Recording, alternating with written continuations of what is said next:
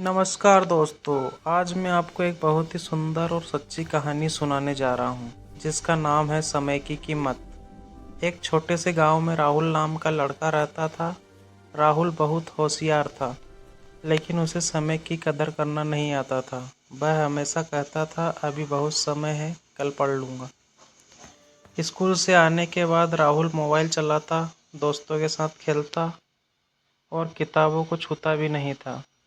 उसकी माँ रोज समझाती थी, बेटा समय पर पढ़ाई कर लिया कर, लेकिन राहुल हंसकर टाल देता था। एक दिन स्कूल में टीचर ने कहा, बच्चों 3 महीने बाद बड़ी परीक्षा है। यह परीक्षा आपके भविष्य का फैसला करेगी। सभी बच्चे मेहनत करने लगे, लेकिन राहुल ने सोचा अभी तो बहुत समय है। दिन बीतते गए, हफ्ते निकल गए और राहुल को पता ही नहीं चला कि समय कब निकल गया। अब परीक्षा में सिर्फ कुछ ही दिन बचे थे। राहुल घबरा गया। उसने रात रात भर पढ़ाई करनी शुरू कर दी, लेकिन अब दिमाग थक जाता था और सब याद नहीं हो पाता था। राहुल मन ही मन कहता, काश मैंने पहले पढ़ाई की होती। फिर आया परीक्षा का दिन। राहुल कांपते हाथों से पेन पकड़कर बैठा। कई सवाल उसे समझ नहीं आए और कई जवाब खाली रह गए। उसकी आंखों में आंसू थे। कुछ दिन बाद रिजल्ट आया। राहुल के बहुत ही कम नंबर आए। उसका सपना टूट गया।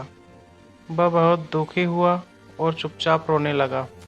तभी उसके पापा ने उसे गले से लगाया और कहा, बेटा, हार मान लेना सही नहीं है। गलतियों से सीखना ही असली जीत है। तुमने समय की कीमत नहीं समझी, लेकिन अब समझ गए हो।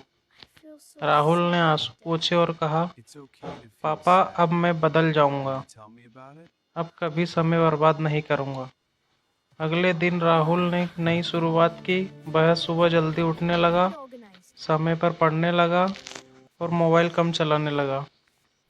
धीरे धीरे उसकी आदतें बदलने लगी। अब उसे पढ़ाई में मज़ा आने लगा था। वह मेहनत करने लगा और खुद पर भरोसा रखने लगा। 1 साल बाद फिर से परीक्षा आई। इस बार राहुल डरा नहीं था।